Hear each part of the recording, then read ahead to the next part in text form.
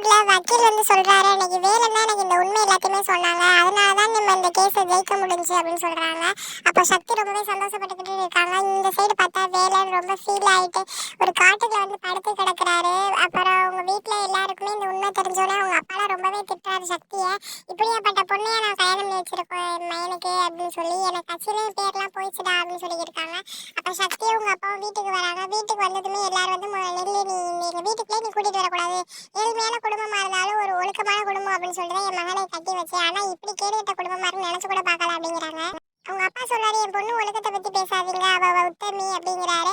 அப்ப உங்க அண்ணன் சொல்றாரு, அப்படியா சரி நீங்க வீட்டுக்கு வந்துட்டீங்க, நம்ம உங்களை சும்மா விட போறதில்ல அப்படின்னு சொல்லிட்டு நீங்க மட்டும் தான் கரையை பூசுவீங்க, நாங்களும் கரையை பூசுவோம்னு சொல்லிட்டு அவங்க அம்மாவை எடுத்து மூஞ்சி எல்லாத்தையும் கறி அப்பி வெளில தள்ளிடுறாங்க. கரெக்டா வேலன் வந்து பிடிச்சிடறாரு. பிடிச்சதுமே வீட்டுக்குள்ள கூட்டிட்டு போயிடறாரு ரெண்டு பேரையுமே, சக்தியையும் அவங்க அப்பாவையும். அவ ஏன் பொண்டாட்டி எங்கேயும் போக மாட்டா அப்படின்னா, எங்க ரெண்டு பேருக்குள்ளதான் பிரச்சனை, அப்படி முடிவெடுக்கிறதா நான் தான் எடுப்பேன் அப்படிங்கிறாரு. சக்தி எப்பவும் சொல்லிட்டு போயிடாரு, நீங்க நம்மளா போதும் மாப்பிள்ள அப்படின்னு சொல்லி அதோட இன்னைக்கு எபிசோடு முடிச்சிடறாங்க.